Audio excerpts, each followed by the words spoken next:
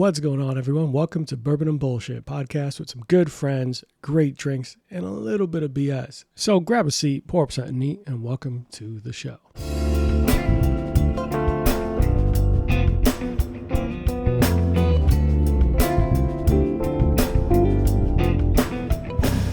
All right. Welcome to the show, everyone. Today on a very special Father's Day episode, I decided to invite my two favorite friends that have kids. I guess that's the best way. Two dads I know pretty well to be here to celebrate Father's Day. Fan favorite for some silly reason. I think it's because of his unique accent, of course. Welcome back, Gata Dave. Yes, I called you Gata just to fuck with you. What up, David? Damn it. How are you? How's it going, man? Doing good. I love that you really set the bar high. Favorite, well, people that I like who are also dads. That's like, I really feel it's an inclusive group. Because we're going to get to our favorite dads, and none of you are making that top list during the draft. And, of course, the sultry, whenever he is sick, his wife threatens me to make sure I record at all times. You might follow him on Twitch as Shinorbi. What up, Norby? How are you? I'm doing well. Thank you for having me. Awesome. Fantastic. Well, welcome in, gentlemen. I know you guys are super busy. David just celebrated his birthday and just down like 46 cases of natter days. So I know you're recovering still and you got some stuff going on. So thank you guys for both taking time to hang out with me tonight on this special Dad's Day episode. So do you guys, speaking of that, do you guys have any plans for this Father's Day? Is that typically what you guys do at this point? Shit. I feel like Father's Day is like the day I want no plans. Like, don't schedule stuff for me. Don't have me do things. I just want to grill a large piece of meat and eat it. That's all I need. Yeah. I'm honestly the same way. I kept getting asked this week, like, what do you want to do? I'm like, nothing. Well, we got to do something. No, we don't. That's the point of my day. Yeah. That's that Mother's Day shit. Y'all want plans. Yeah. Okay. Like Mother's Day, we went out for brunch. We did stuff. We did some shopping. Father's Day, I want to do as little as possible. Really? Yeah. I feel like that's like every guy's like, that's our prize. I just want to be left the fuck alone. Yeah. Why do you work so hard to be left the fuck alone? Yes. But the least I can do on one day, this is the one day I want it to be. That's awesome. Do your kids try to like force that love though? Like show up with like some poorly made pancakes or whatever, like similar to Mother's Day, or is like, how does that go for you? Oh, make no mistake. I've already been swindled into going to a petting zoo tomorrow under the guise of Father's Day. Oh yeah. That's the same for me. I don't want to do this. The fuck? It's for you. Yes. I'll be trying to release this episode as soon as possible to try to get you out of that petting zoo. No. But it is. Yeah. Go ahead, Norby. But I was gonna say, like, I was making dinner last night, and I could hear my wife talking to the little one, being like, "Hey, what should we do for Father's Day?" She's like, "We should go to the kangaroo place, which is like one of those trampoline places." And she's like, "No, this is for Daddy. What should we do for him?" Is like, "Go to the kangaroo place." Yeah. Father's Day is such a fucking discount holiday. Like we just get nothing. It's so fun. That's fine with me, honestly. Like let's make it nothing, please. Well, let me rephrase that. Nothing is the goal. We get the exact opposite of what we want. The day turns into somebody else's day under the guise of like, we should do something fun for Father's Day. You have to spend time with your kids on Father's Day. Fuck, I know. I spend time with them every day. Like, 364 days a year. Take that thing away from me. Take that thing away. I don't know. So I think in general, obviously I'm not a dad, at least not in this country. Mind your business. Whoa. I think like even for like on birthdays, the same thing happens for a lot of the guys. Like we just kind of just want to be left the fuck alone. Maybe drink something, maybe vibe. I will never deny that I've thrown like get-togethers for my birthday. But the older I get, the more I'm just like, I just don't want to talk to anybody. I want today to be the day I don't have to run a single errand. Yeah. Like my wife's first question to me when it's my birthday is, do you want to do anything? And I say no. And then she's like, well, we at least have to go out to eat. Just a trick question. I'm not gonna push back on that too hard because, I get like a margarita the size of my head and eat a ton of tacos and get drunk and walk around Walmart. Okay. It definitely didn't happen this week. Did you? Does it always end up at Walmart? Walmart's on the way home. So, you can't you can't go past a Walmart when you, because I mean, like running an adult household, you always need something. And if you're out of the house anyways, you might as well stop and grab X, Y, or Z. And I was drunk and I happened to leave Walmart with 2 of the fucking battery powered fucking automatic water guns, which I'm pretty hyped about for my son's birthday. Yeah. I'm assuming you're just going to be dual wielding both of them on the kid. Is one for him? Because it doesn't sound like it's for him.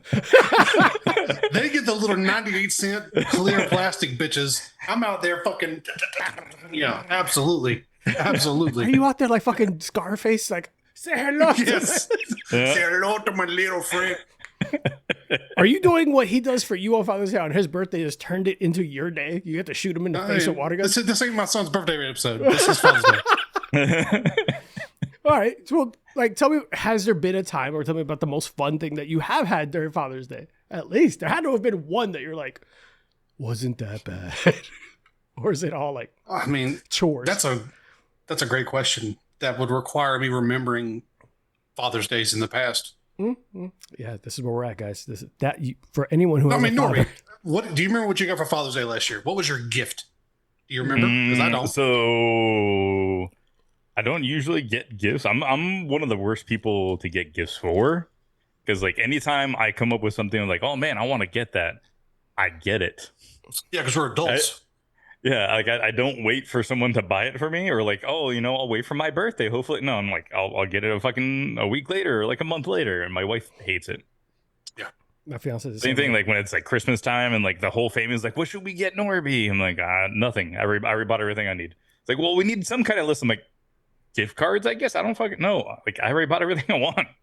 See, I've learned how to turn that into a superpower, because my birthday and Father's Day are like a week apart at any given time. So I'm just like, hey, I'm going to buy this thing that I want that's pretty expensive. So I'm just going to buy that, and you don't have to worry about getting me a Father's Day gift or a birthday gift. And my wife fucking hates it, but I love it because I get like a fucking Steam Deck out of the deal or something. So I'm good. Oh, yeah. Yeah, I do something similar. Like my birthday is like a month apart from Christmas. So I'll usually do the same. It's like, yeah, this is going to be my birthday Christmas present. Yeah. Throw some socks under the tree. We're good. Bro, exactly. I don't know. I'm the same about buying myself stuff. Whenever I want something, I just buy it. 1, I'm impatient. 2, it's expensive, like you said. I'm not waiting for my fiance to pick out the exact graphics card that I want. Like that's not what's going to happen.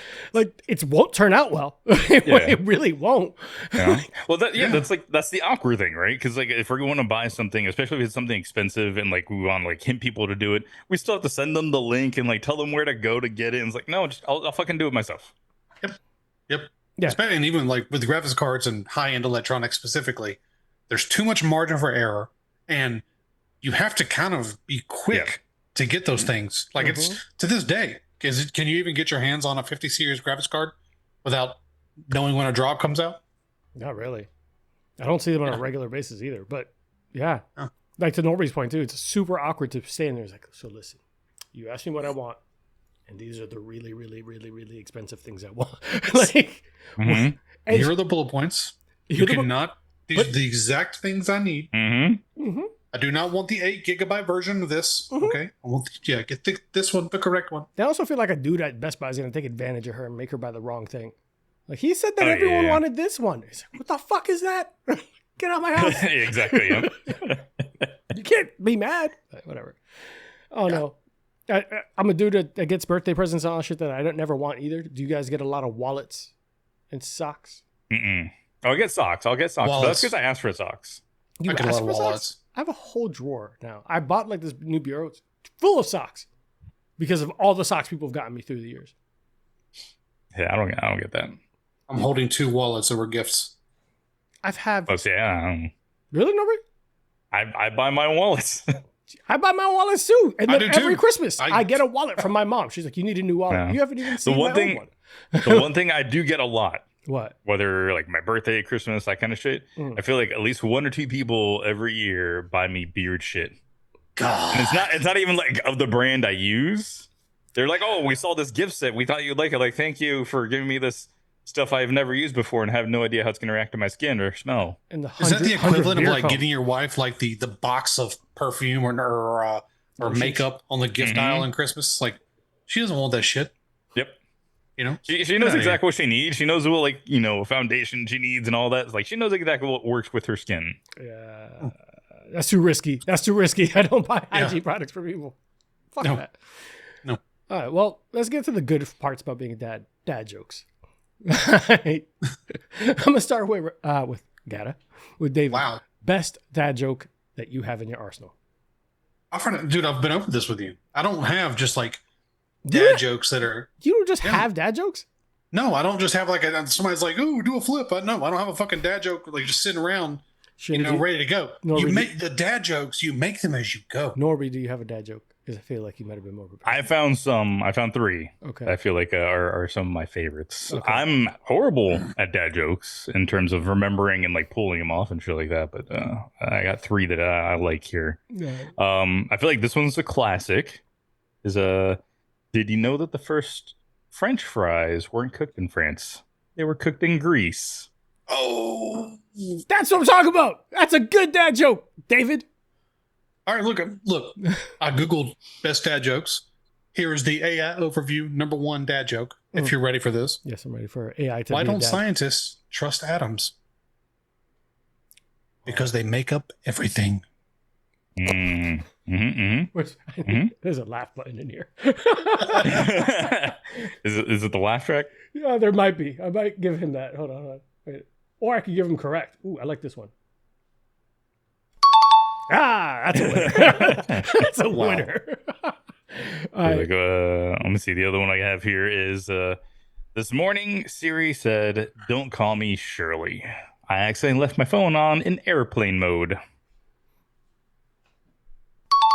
I like that one. Yeah. That one I like because like that one feels kind of like peak dad, right? You have to be a certain age to pick it up also. Mm-hmm. Like if you have not seen the movie Airplane, you're not going to understand that fucking joke. So the kids are going to like be like, "What the fuck are you talking about?" Yep. The kids. They're chilling. I told my wife she was drawing her eyebrows on too high. She looked surprised. Because her eyebrows are. I know. we got it. That's why you got that sound. All right, my last one. This one I like this one because this one's a little bit on the. I wouldn't say like too dark, but it's like on the darkish side. I like this one. Okay. The guy who stole my diary just died. My thoughts are with his family.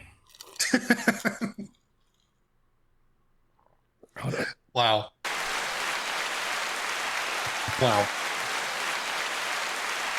I'm reading a book about anti-gravity. It's impossible to put down. Okay. All right. It's just closed strong. I'm not mad at that one. But I love dad jokes. For some reason, I'm not a father, but I will see some of those, and I know they're fucking terrible. Like the ones I found online were, how do you make a tissue dance? You put a little boogie on it. And that kind of shit. I was like, this is awful, but great all at the same time. Appreciate you guys giving me those. Well, one of you doing the research and getting my dad joke. Real-time research, man. What are you talking about? Real-time I use the power of AI to deliver content for you. Is there do you guys have any concerns with how fast content creators are using AI, or people using that shit to just get away with stuff? Like, real talk. This is off the cuff conversation. I don't have a problem with it necessarily, right? I have more of a problem with people calling it AI versus people using it. Okay. Because these are just bots that were trained. That's it. They're well-trained bots. They're not really AI yet. We're not really there yet. Right? It's just language models mostly. Exactly. Do you have a problem with people using language models to create content? The only reason I have problems with using those to create content is if whoever's using it uses it haphazardly, in the sense that like they make content, they put it out there, but they didn't do the research of like, oh wait, a lot of these models are stealing shit from other people to begin with. I'm now stealing shit from other people to begin with, especially when it comes to like the art fields and stuff like that. Like they're just using stuff that's currently out there and then mimicking what they're getting. Fair.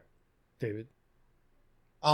My biggest beef with AI is how Google is using AI to populate their search results.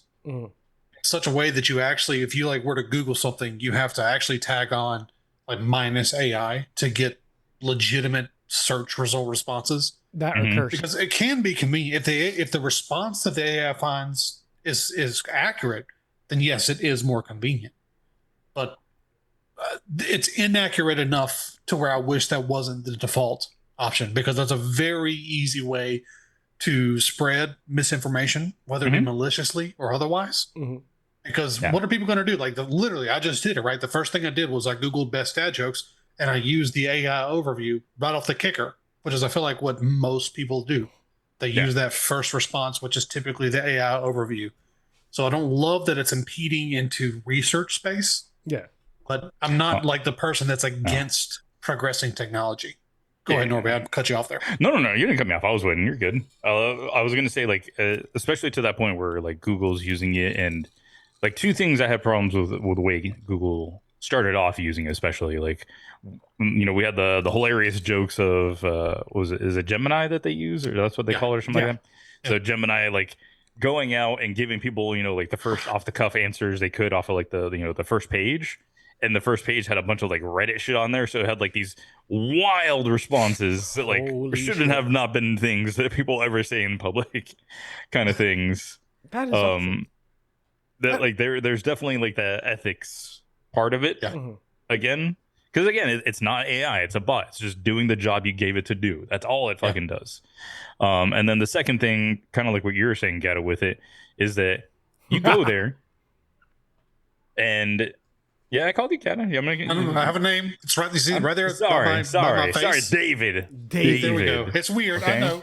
If I'm speaking into the mic, how often do I call you Gato when I'm speaking into this mic?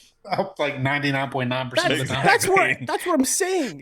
He can't fault me for this. This is the setup. I'm in the exact same place. This is literally muscle memory right now. Oh my god. Okay, I'll accept it. I will go. Present company. But to your point, David. With when you put in a search, you get that AI response at the very beginning. Again, all that's doing is taking that first page of responses and kind of you bringing it together into a response for you, and that in and of itself is robbing those websites now of clicks. Yep. It is only giving Google the monetary feedback essentially of it, and like there's nothing going on for those websites anymore. Yeah. Yeah. I'll be the first to tell you that there was a time when I was researching cameras and electronics. I was like, well, top 10 best cameras, or whatever. I use ChatGPT. Someone was like, just use ChatGPT. It'll do the research for you. And then as I'm looking at it, I'm realizing it'll say the links of the places that I went to. It was like, oh, so some human being did a bunch of comparisons, did the research, typed all this stuff up, and it took the transcript of all of these pages and put it on. I was like, as a person who's trying to become a content creator, to basically cheat content creators out of getting the views, I felt bad about it immediately. I was like, I'm just gonna go watch that dude's video. I'm gonna watch all the videos I can for color grading. I'm gonna do all that, because if not, like, they're just getting that information from there anyway. Not to get off on a random tangent, but I thought about that. I was talking about the AI jokes, dad jokes. I'm like, it's weird. It's weird, but to your point, it makes it easier, but not necessarily factual correct. I also feel guilty about stuff like DaVinci and all those ones that make you like AI computer generated art by stealing little segments of other people's images. Yep. Like that feels, I still hire artists. Like all the people who do my logos, all that stuff. Like I hire an artist. I might have used it before to like just generate an image because I thought it was interesting. And then I'll pay someone to replicate it. I'm like, I want this because this is what I was thinking about.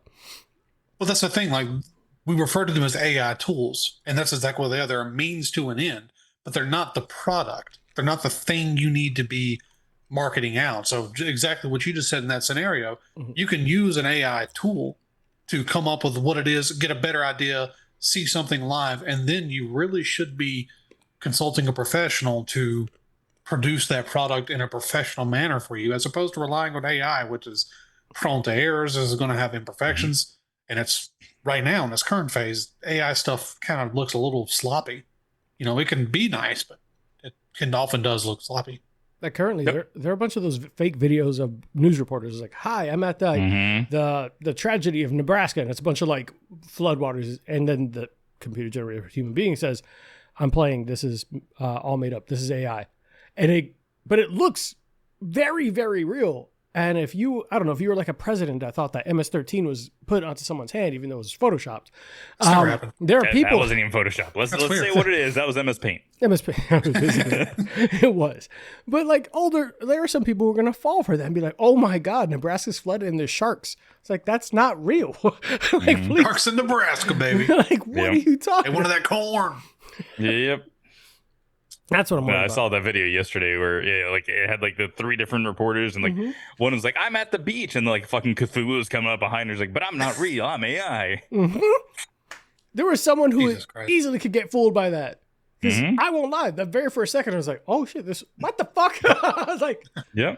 Because it's at that first quick glance, and how many people are just fucking clickbait? Like, they just click the first thing, look at like the headline of something, and just make an assumption so they can see, oh, there is flooding in Nebraska. Move on about their day. Enough of that. Yep. So we're going to take a quick break. When we get back, I do want to get to know more about you guys being dads and just some random Father's Day jokes and comments. Be right back, guys. Sponsor of Bourbon and Bullshit, Big Bang Boom Collective is Orlando's burlesque and cabaret entertainment group, comprised of Midnight Fables Cabaret, Big Bang Boom Cabaret, and Foxy's Den. Follow us on Instagram at Big Bang Boom Collective, or join our VIP email list for info on upcoming shows by visiting www.bigbangboomcollective.com. All right, ladies and gentlemen, we are back. David, what do you think of the drink I sent you? So every time we do a show, there's a drink of the day. Yep. And I try to think of like the easiest Father's Day drink. Today's Father's Day. I will put this episode a Father's Day episode, and I didn't want to just pound a beer, so we sent a cocktail. Because I feel like that's all. I just need a shot of whiskey. Yeah. And my kids go to bed. Like, it's fucking 8 a.m. So what's this called? Is it pronounced Whiskey Ricky? It's Bourbon Ricky. It's a highball. I'm not going to get into the political parts of it. But because this Democratic lobbyist helped make this drink. So this is a really super cocktail. A super simple cocktail. It is an ounce and a half of your bourbon of choice, a half an ounce of lime juice, and then you top it with soda in a Collins glass with ice. I liked it, but I don't know. David? Well, I may or may not have cheated because I made mine with Woodford Reserve, which I don't think that qualifies as bourbon. It does. Does it? Okay. Yeah. Well, then, sweet. I nailed it. I really like it. I was going to say. I could be wrong. Look, I have said in every episode I've ever been a part of, I've made it clear I am not a bourbon enthusiast. I don't know what the hell's happening. But, just being honest. I just love, in my mind, I imagine you walking into a room, like, what the fuck's happening? Like, yeah, that's anytime I walk into your fucking booze-filled house, I'm just like, I don't even know what direction to look. You enjoy the drinks, though. I do. I got no issue with your drinks. All right, cool. This drink is actually, it's quite nice. It's really light, which I like. I don't usually drink bubbly water. This works with the whiskey and the lime. I did do a little bit extra lime juice just to give it a little bit more body in the taste, but I enjoy it. It's really nice. I wish I hadn't made it 30 minutes before we recorded because now it's a little pulpy, but it'll be okay. So I did it heavier on the whiskey because it's been that kind of week. For those of you who've ever worked with people, they suck. So I did like 2 ounces of Larceny Barrel Proof. So by the end of this episode, I'm going to be pretty drunk. So what I'm going to be in, like, because I know Shin's streaming tonight, I'll probably be in the background like, woo! Like, just watch it. But, fathers, what was the most dad thing you've ever done or witnessed? Like peak dad energy. I know you guys are still young in the dad game. I don't know if you've actually switched over to New Balances yet. Or like specific New Balances for your lawn. And for like the everyday. Like, I've definitely noticed that I make more noises when I stand up and sit down than I used to. And my sneezes have gotten really loud. Like, I see. I can't say that. Oh, mom, dude, I'm like a nuclear bomb going off. I go with my ninja sneezes. Hold on, pause and rewind, everyone. Yeah, you know what it is. Are you? You know what it is. Are you doing it? You know what is he drinking? What is he drinking? He's doing it. What is he doing? He's doing it. What is he doing? Motherfucking Natterday. This was not the dad scenario I expected. I thought for sure Normie would have been the one. Guys, this is breaking news. This guy snuck off during the break to go grab it. This is breaking news. Norby is drinking a Natter Day in full dad form. This is not even his final form. So I was gonna say, to be specific, this Natter Day is from when I bought Natter Days like 2 years ago. Yeah. Are you gonna die? Like, is that I don't think so. It's just extra alcoholic. It's been fermenting longer. It is. I mean, it tastes as fresh as it did the day it was canned. Oh yeah. I don't know. That flavor just. This might be the last episode Shitten's on. He might not make it after today. How many do you have left from 2 years ago? I think there's like 4 more in the fridge, I think. Is the goal to down all 4 tonight? Is that what the goal is? I don't know about tonight, but I believe in you. Subathon. Saturday Subathon. Let's go. I have faith in you. So like peak dad right now, you're starting to feel like the aches and creaks and all that shit. Have you started like paying a lot of attention to your front lawn? I'm paying more attention to my grass, but that's because my HOAs are pain in the ass about it right now. Yeah. So I was gonna say, to be fair, I don't like go out there and like, measure it and like figure out where I need to do treatments and shit like that. But I've cared more about my grass now by paying people to take care of it than ever before. I've got to do that because one of my least favorite chores is cutting grass. Oh yeah. I have the grass cutter, and then I got the people coming out and doing the treatment on the grass. So that way I don't have to worry about like where do I need to put the chemicals and other shit like that. And did I do it in time? Did I overdo it? Oh my god, there's a burnt shit on my grass. Yeah, like I'm not gonna do that.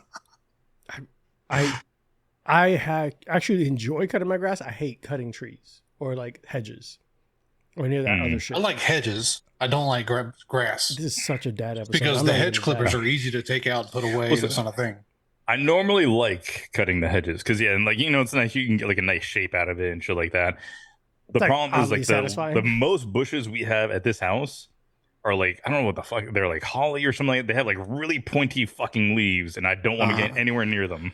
There's a giant like aloe vera plant or something in front of my house because the house, I don't know why it has it, but it's fucking massive, insane. Like anytime you're around it, it stabs you. You could be fucking 10 feet away from it. It will somehow stab you. I want to burn the plant that blocks the entryway of your house, and you have to turn sideways to go through your front walkway. I trimmed those recently.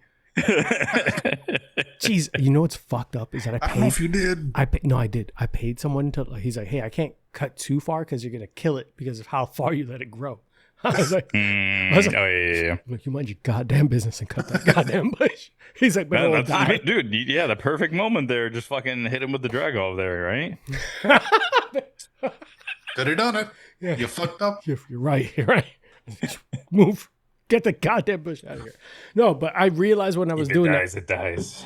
If it dies, it dies. But I was like dying because the moment he said, I don't know if I can cut it down more, all I thought was David's going to walk by and be like, you're the worst ever. You never trim your bush. I was like, I hate him for that. I phrase it differently. I know what you were going to say. I definitely say that a lot differently than you just said it there. I know what you were going to say. And I don't want to. I don't want to give you that. I would just be like, I wish you would trim your green leafy bush out front. That's not what you said last time. That's not what you said last time when it was overgrown. I don't know. I was probably drunk. That makes more sense. That makes more sense. Yeah, maybe. I was gonna say, considering the conversations we've had, like, yeah. I'm a gentleman. I don't know what you're trying to say. If I recall correctly, you stated that you have to replay everything you've ever said because you want to make sure you weren't too much of an asshole. Oh my God. That was a real thing.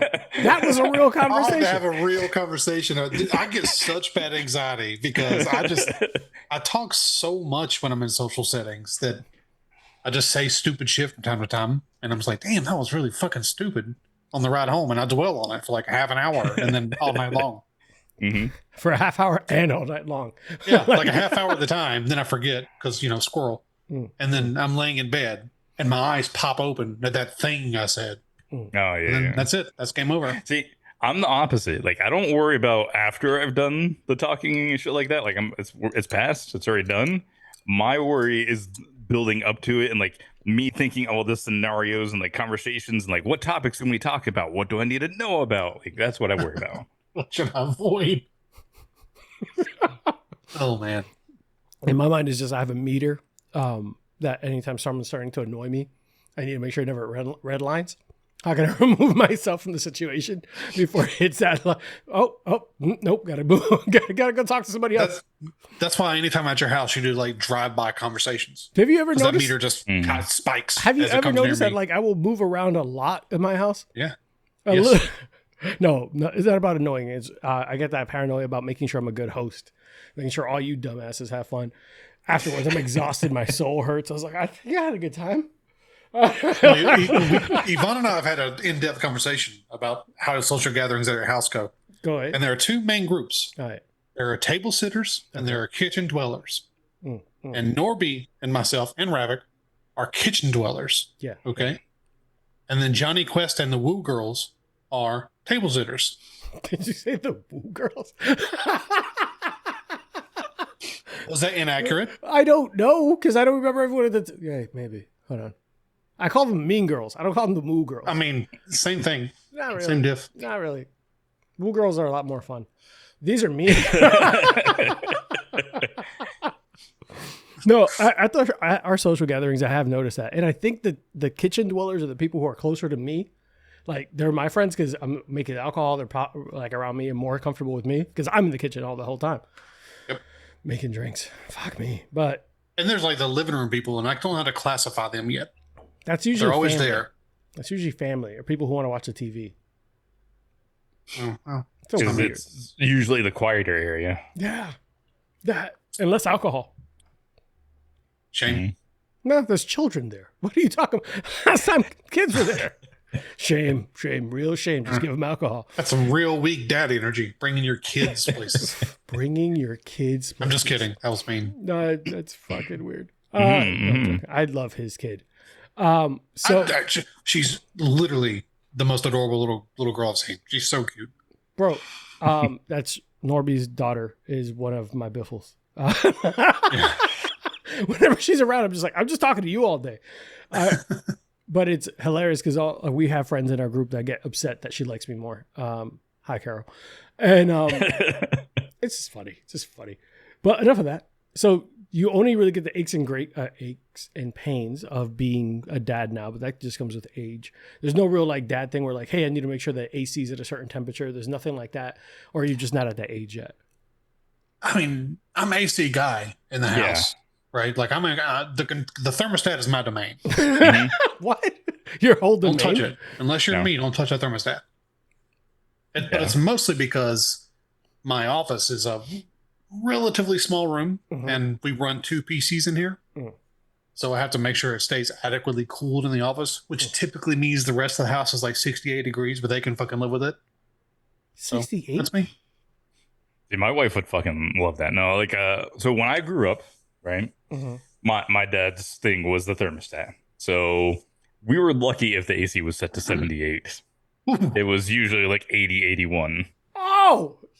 Like, it was 78 for bedtime. He's saving money.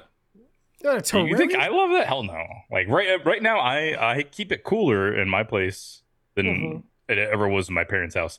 And even now, it's still apparently too warm for my wife because apparently her parents, like, went crazy with the AC. What's your go-to temperature? During the day, I try to keep it about 76. And then during the night, I'll usually bring it down to like 73, 72. That's all right. I usually try to keep my office a little bit warmer than that, or else the rest of the house will just be a frozen layer of ice.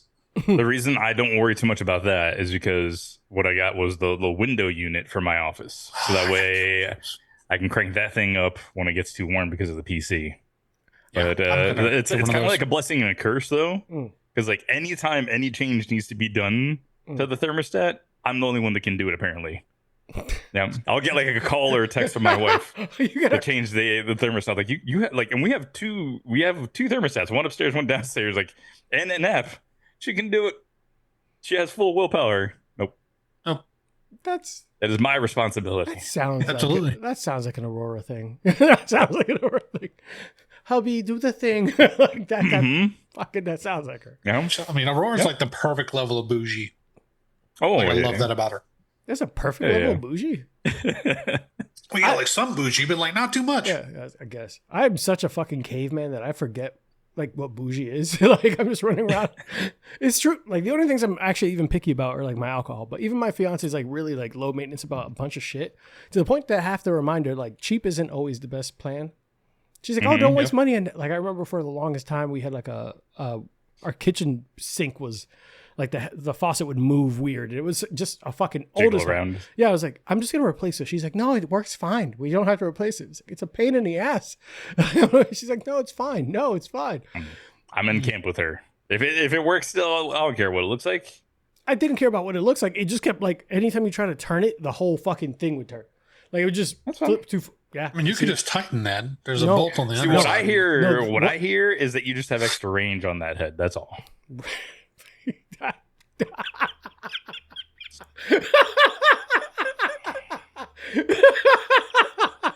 Oh, children. He's a child.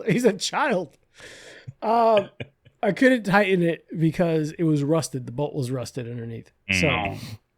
So that's why I didn't tighten it. They're like, you're just gonna have to cut this thing off. Like a fucking gangrene limb or something. I was like, oh shit. All right. What? That was just gangrene's not sexual. Is gangrene sexual? Am I not hip? Did gangrene somewhere become sexual?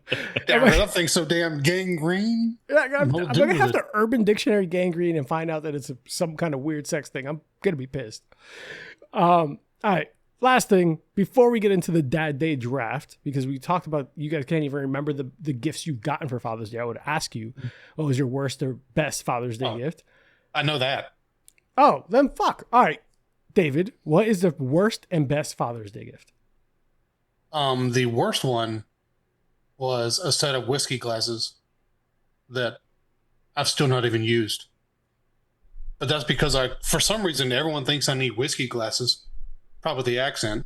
Yeah, I've got like 30, and she bought me more. And I was like, baby, I love you so much.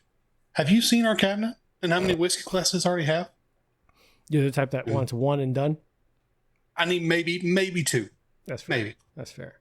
I host. And then the best gift was the gift I got myself, which was the Steam Deck. This motherfucker. The gift I bought myself. What was the best gift someone bought you for Father's Day? Oh, that I don't remember. I have no clue. I don't remember a single Father's Day gift. It was probably great. I hate you so much. It's probably very heartfelt. Jacob's handprint. You know your wife is going to see this, right? She's going to beat me. I'm surprised the door isn't opening with a fucking chocolate at my head right now.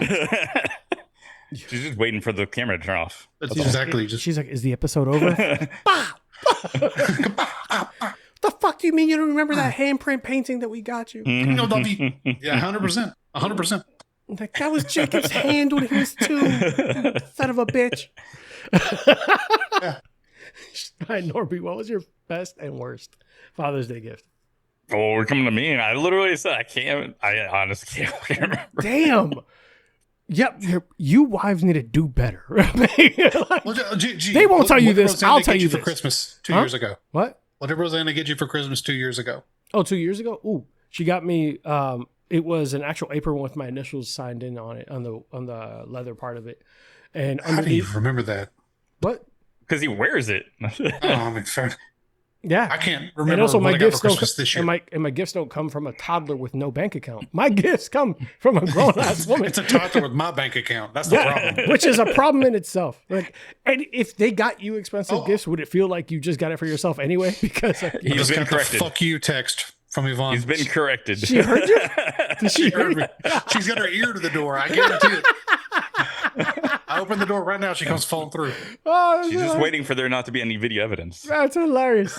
No, like that whole dynamic of if your kid gets you a gift, it's from your own bank account, so it's might as well get it from you. Where Rosanna works her own job, so if she got me something nice, like she bought me that bottle of the Bourbon Visionary collection, I was like, holy shit, I wanted this. I had no idea it was out. So it was, yeah. Different dynamics. All right, guys, we're going to take one last commercial break, and then we're going to get to the fun part of this, where we will be actually drafting best fictional dads. So this is going to be fun, and we're going to see what everyone thinks of our teams. All right, be right back. Hey guys, this episode is brought to you in part by Coach John Estrada of Run BMT Training, longtime supporter of the show and an absolute beast on the pavement. And for the record, this man just crushed the LA Marathon. And if you're looking to level up your running game, John's the coach to get you there. That's John with no H. Trust me, he's going to correct you. Whether you're training for your first 5K or tackling a full marathon, Run BMT, the coach is there, and John will have you running smarter, faster, and injury-free. So if you need expert coaching, hit up John at blackmattertraining.com and tell him I sent you. Now, he might not give you a discount, but he will make you a better runner. Again, that's John at blackmattertraining.com. Now let's get back to it. Thanks, guys. All right, boys and girls, children of all ages, this is going to be a fun episode because we are drafting best fictional fathers. Now, they can come from books, they can come from TV, they can come from movies. Obviously not your own imagination, David. You're weird like that. Thank you. But everyone's going to make a case for it. And before we started the show, we asked who's been a dad longest. And we're going to go in that order for drafting. So Norby will go first. David will go second. And I will go last because I'm not a father. I'm a fur dad, I guess. And it will be a snake style draft for a total of 4 picks. Now, gentlemen, I'm going to try to take notes to the best of my ability to make sure that we have everyone's dads. So be specific, all right? Because I don't know what country type dads from Georgia David's picking. Whoa. I didn't even list Andy Taylor one time. Like, I'm good. Who? The dude from the Andy Griffith Show. Oh, yeah. Oh, wow. This could be rough for me. All right. I didn't do it. I avoided that. All right. So, Norby, starting with you. Who are you drafting with your first overall pick? I mean, I feel like first overall pick is pretty fucking straightforward. There's definitely some like close ones for me to go with here, but I can't think of anyone else I would pick before him on this year is going to be Danny Tanner. Oh, thank God. Danny Tanner. Oh, my first pick is so much better than that. Thank God. The 101 Danny Tanner. Tell me why Danny Tanner is 101. I mean, he is like, I would say, growing up, sitcom epitome dad, right? Like he was there. He was always there for the girls. He was nurturing. He was always looking out for them, being fearful for them, that kind of stuff. Like he was the dad, but he was also taking care of his fucking, the uncles and shit like that. Also having to do everything pretty much while also, dealing with the news, right? Is what he worked in, if I remember correctly. Yeah, he was a weatherman, I think. So, like, I don't know, like that's the thing that always stood out to him. And like I said, there's some close ones to him, but like for first round, like overall pick, I think he makes the most sense to me. All right. He's not just a father to the girls. He's a father to everyone in the house. I get that. I'm not mad at that. Don't know if it's 101, but I appreciate that. All right, David, who's your 101? Sure. So this is the actual greatest dad of all time. This dad is a wonderful dad, not because he raised perhaps the most remarkable son in all of human history, but also because he chose to be the dad. It wasn't a mistake. It wasn't even his own child. He chose to be a father. God damn it. I think you got it. Go ahead. Who do you think? No, I need to hear it first. I'm not letting you change your mind if I say a better one. Because you're not gonna. And that would be Pa Kent. Clark Kent's dad. Yes. What you got to say about that, son? Tell me more. I'm not saying that you're wrong. Mm-hmm. Okay. He found and raised a child. Turns out said child was just a humanoid alien with godlike powers and raised him to be humble, respectful, show love for his fellow man, to be an inspiration for humanity. Okay. How do you, like, if you judge the process by the product, homie is the greatest of all time. Undefeated. Undefeated. Fucking Superman's so overrated. His name is Jonathan Kent. Okay, everyone calls him Pa Kent, and Superman is not overrated. Superman for the poll. I want to be okay. Fine. Like Jonathan Kent. Jonathan Kent's his own character now, though. Yeah. Well, no, that's because he's named after Pa. Yes. Yeah. Not after Pa. He's named after Jonathan Kent. Who's Pa Kent? That's always everyone. The first name was Pa Kent. But Superman is just—he's not overrated. He's not. He's hope. No, he's what the world needs, especially right now. With the way it is. I want to be fair. We're talking about the fathers, not the products. So Jonathan Kent. Yeah, I'm that. Still sticking with. No, I'm not mad at it. You can't change your mind. I just was not expecting that. That was a surprise. I was left field. He didn't even make it to my list, but I'm not mad at that choice. You want me to surprise you for a second? Nope. That was Yvonne's choice. That was Yvonne's idea. I was surprised. Yeah. Okay. I was like, damn, she fucking nailed that. Okay, Yvonne. I got you. I see that. Damn, I'm not mad at it. So my pick. I'm probably going to. You guys threw me off because I did not expect the ones that you picked. Danny Tanner I expected, but not so early. So I'm going to go with Uncle Phil. Or Philip. He was my close second. Philip Banks is my 101. And like this man not only is raising a crazy family of very specifically needy children, takes in his nephew, brings him up to the best man he could be possibly. And I just will always go back to that scene when Will Smith is like, why don't he want me, man? And that emotional Uncle Phil moment. I'm like, that's powerful. I'm like, that's good. Damn it, man. Philip Banks, just the epitome in that scene where like the Will and Carlton got arrested and he still showed his thug. Or when he went and played pool to get the money back that that Carlton lost. And like, I'm like, this man has layers. Philip Banks has a bunch of layers and just doing the damn thing. Yeah. So that's going to be... Like I said, he was my second. Like he was definitely he was like the one to possibly edge out. Yeah. He wasn't going to come back to you. Like that was like, it was like... I kind of figured that much. I made my choice. Yeah, no, I'm not mad. Like I said, I'm not mad at it. It was surprised. All right. This is where it's tough because I was hoping. All right. So I want to be clear that I do not. No, I don't want to pick him. I have an actual fucking list here. Bet. I'm going with my heart here. Bob Belcher from Bob's Burgers. Okay. Bob's Belcher from Bob's Burgers. Some weird fucking kids though. But what? Those kids? Yeah, their kids are fucking weird. Those kids are fucking weird, dude. their kids are super fucking weird. But Bob wholeheartedly loves his children, loves his wife, supports them on whatever they're doing. He dressed like a fucking pony for Tina, because they stole her doll. That man goes to hell and back for his family, no matter what. He's a ride or die. He loves his wife. There's so many, I think there's so many shows where like the dad's miserable and hates his family. It's funny, whatever, cool. But Bob is just dope. And he makes some really good burgers that I wish I had. So those are mine. My top two are Philip Banks and Bob Belcher. So David. So snaked right back to me, right? Yes, sir. All right. So my second choice is I really wanted to find a way to make Darth Vader work for this. But I just kind of figured.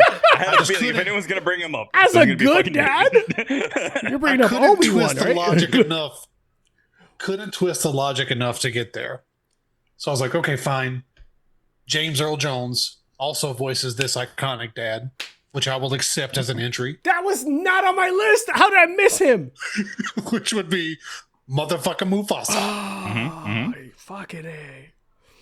I'm going to capitalize that too.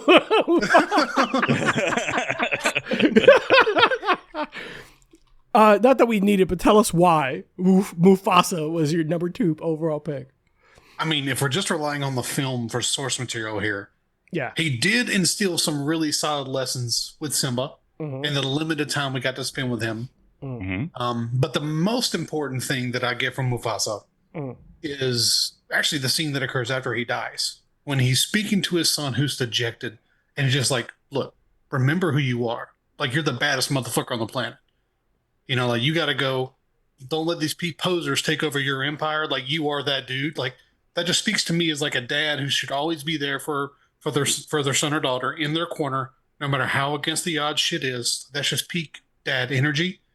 And there's no human voice better than James Earl Jones. I want to make a quick comment here, and not to be disrespectful to you, David. Much less impactful the way you delivered it. Thank you. I don't have his voice. I think it's also that you changed his message. Yeah, a little bit. I don't have the baddest motherfucker in the world. James Earl Jones had said that?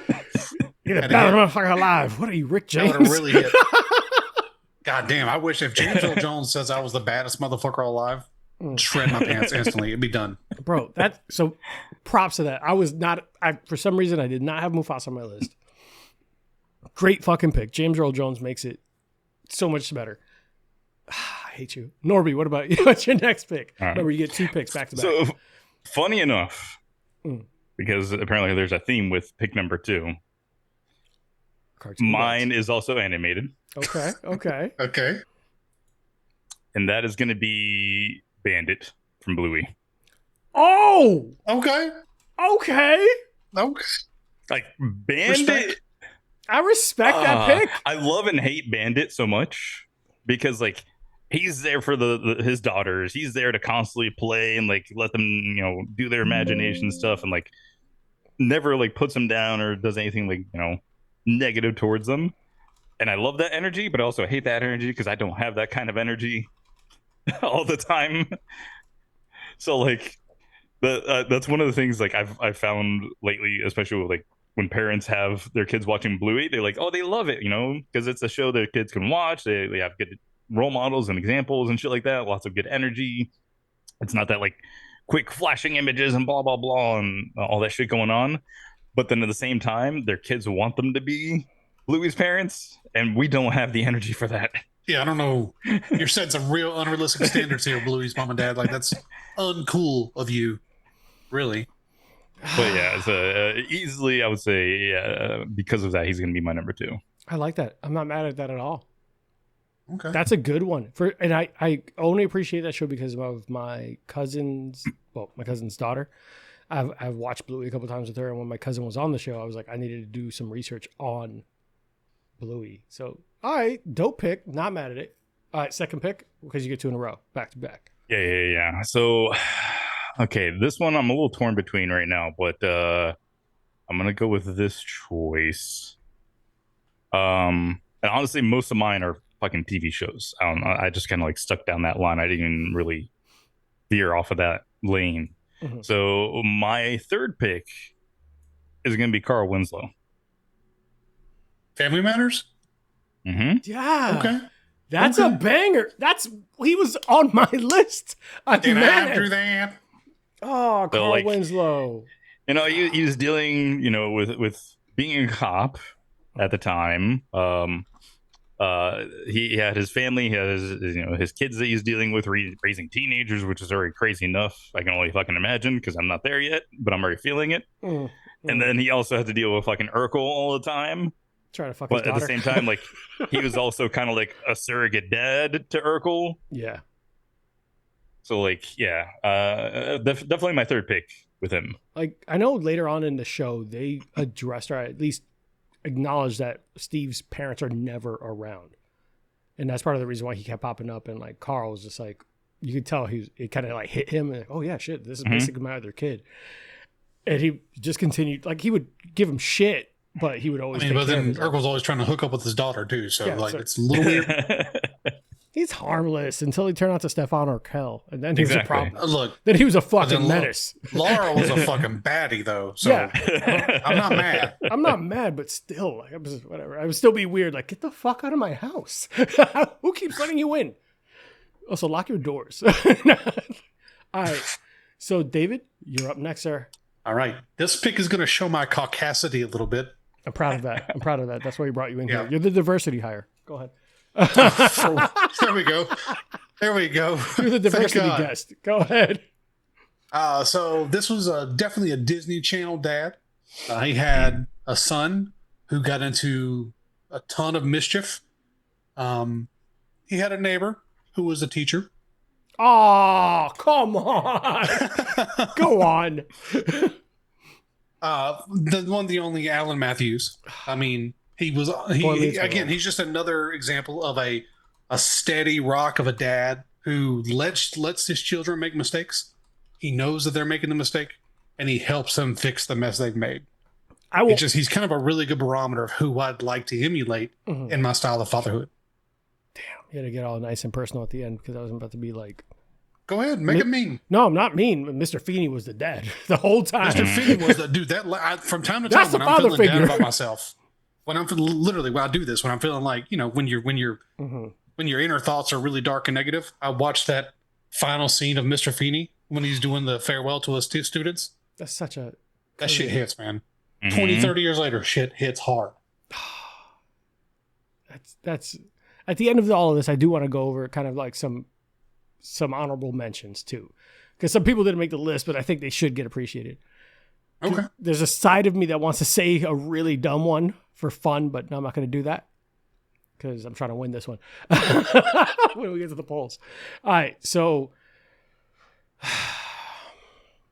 it's tough because I was really hoping that Carl Winslow would have got back to me, but he did not, and I will not, by any circumstance, ever pick Homer Simpson. Y'all can have him. This is super specific and weird. Not weird, but I'm gonna say Goofy from a Goofy movie. Oh.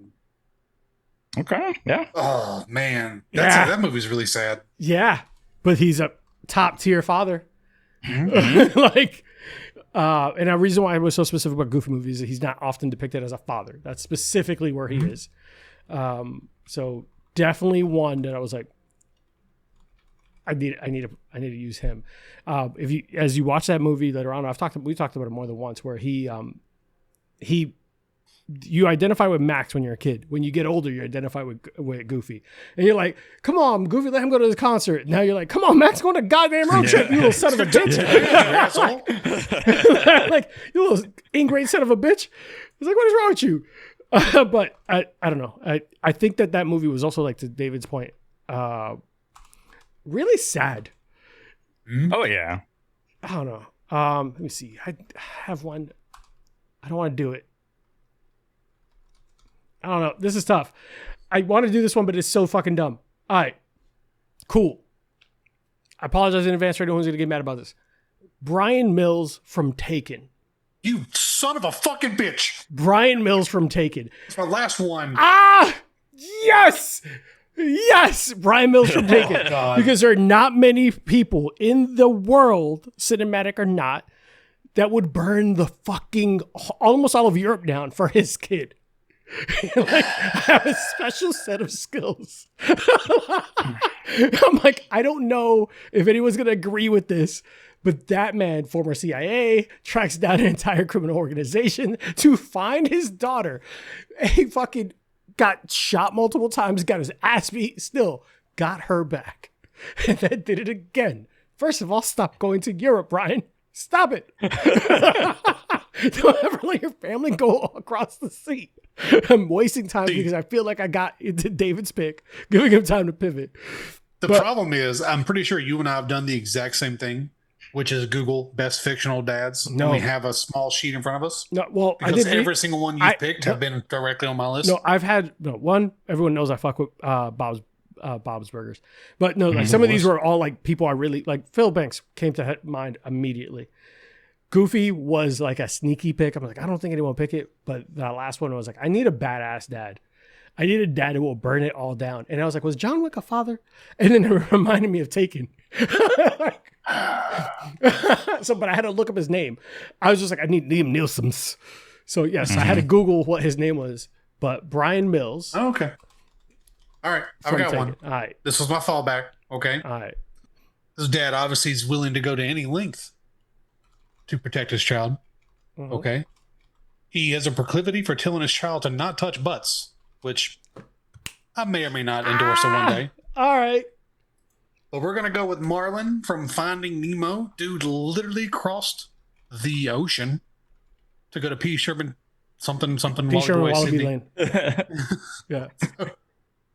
And dealt with Ellen DeGeneres for the entire ride, which is a feat untouched by man. So, outstanding dad, Marlon. That's no a good question. Pick. That's a good pick. I'm not mad at that pick. That's a really good pick. All right, Norby. Fucking pick sticker. Pick Stealer. Sticker. Pick stealer. Pick sticker. Are you flirting with me? What is happening? Norby, what's yours? So my last choice, because again, I'm sticking with the TV lane. This is to like round off the dads. I feel like, right, trying to make the well balanced team. I wanted to go with someone a little bit more strict. So Red Foreman. went with Red Foreman. Red Foreman was on the list. Remember when I talked about like having honorable mentions? Put a boot in his ass. Yeah. Yeah, I mean, like Red was always he was the hard ass. He's tired of having all these kids fucking around eating his food and shit like that. But at the same time, like he was there with the tough love. Like when they had problems and shit like that, he was there to like help guide them and shit, and like kind of help them navigate the world in their younger years and shit like that. Yeah. But how bad is his sense of smell? It's not because bad. he had like 6 kids in that basement. It's not lighting it up. It's not bad. He just knows they're safe at home. He knows what was going on. He just knows they're safe at home. I think it was that situation of like that tough love. It was like, whatever, as long as they're doing it here, I don't care. Yeah. Red was such a softie. Like he showed little glimpses of it. Because he knows that was going on. Because there was episodes where like the fucking parents were getting lit in the basement also. That's true. That's true. I think he just wanted them to fear him so that when he told them to do something for their own good, they listened. Yeah. Yeah. Fucking all right, guys. For those listening at home, to round out the teams, Norby with Danny Tanner from Full House, Bandit from Bluey, Carl Winslow Family Matters, Red Foreman from The 70s Show. Fucking TV dads galore. Fucking great team. David, pretty good. That's a fucking great team. I'm not mad at it. Damn, I don't know who's going to win this poll.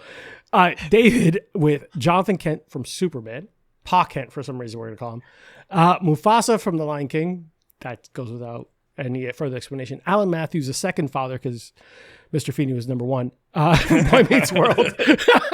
But Alan Matthews and Marlon from Finding Nemo, who will always tell you to never trust a big booty and a smile.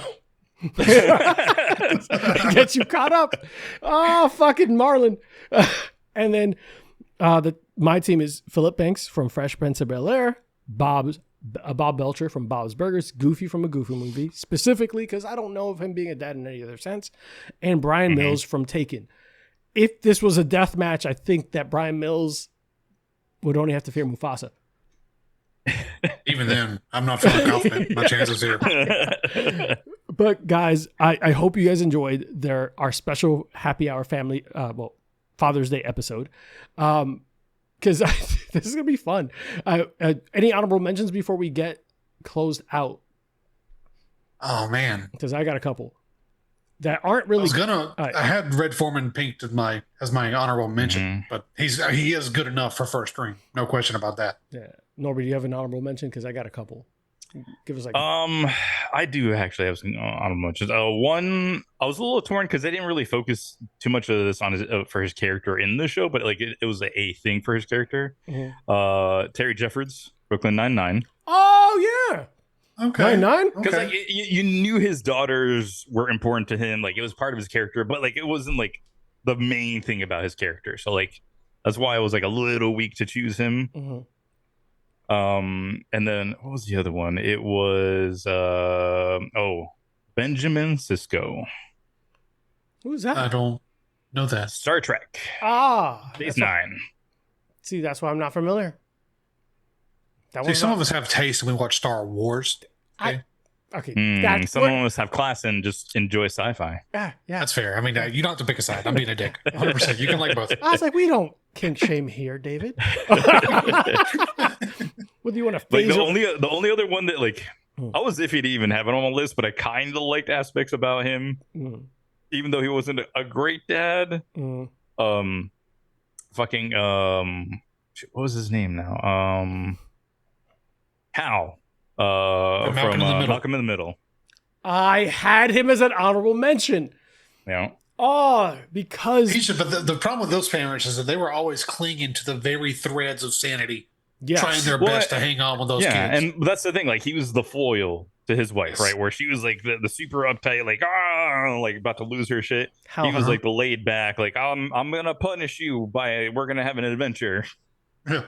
That's why I loved him. Like he was. I think the best clip of him was when like the wife asks him to fucking buy a pack of light bulbs or something, or fix the sink, and like she goes outside and sees him underneath the car changing the fucking engine.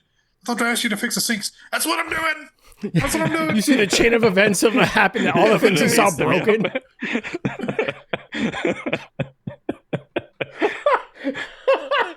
That's part of I was honestly on my notes to bring up why I liked him. Was that scene? I was like, if there was ever an ADHD dad relatable. ever, like Pretty relatable, dude. Like there's it happens to What I'm everyone too. doing. Like you're trying to do like one What thing, I'm doing. and then like you have to do a chain of things to get to the final thing. It's so annoying. It's what I'm doing. All right, David, what are your honorable mentions? David, your honorable mentions. Oh, I said all my ones that were going to be in my honorable mentions have been taken as either my last minute fucking recovering from Liam Neeson. All of them. First of all, And his then name is Red Brian Foreman, Mills. They got scooped up from me. His name is Brian Mills. Honorable mention because this man literally just let the apocalypse keep going because he wanted to save his daughter-like figure, Joel Miller from Last of Us. I felt like we should get a video game in there. Did you never play Last of Us? I've played it. He is not who I'd say is a good father. No, he's not. Well, I mean, technically, he killed the world to save his daughter. That's why he's honorable I understand mention. protecting your surrogate daughter. I didn't say he was And there was great. definitely growth in that relationship. I never said I picked them. I'm just saying these are He's the they made it like to like maybe Phil Dunphy, Modern Family. Yeah. What? You don't like Phil? I didn't say that. All right. I just don't think he's one of the greatest all time. That's why you're gonna make it to the list. Then we had Gomez Adams, the Adams Family. Yeah.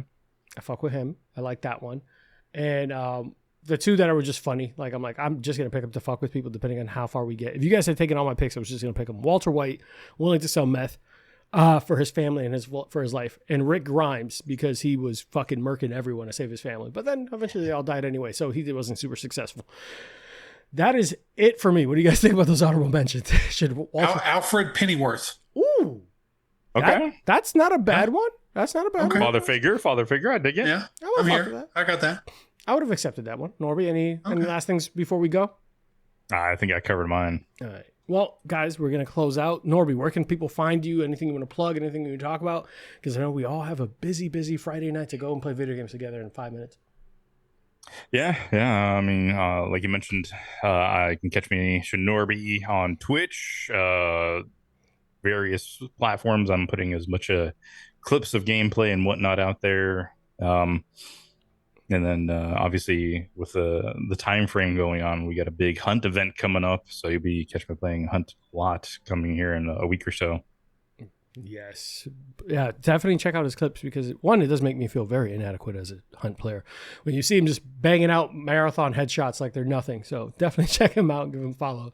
Yeah, whenever you're looking at his clips, make sure you look at his number one most viewed clip of all time. It's really good.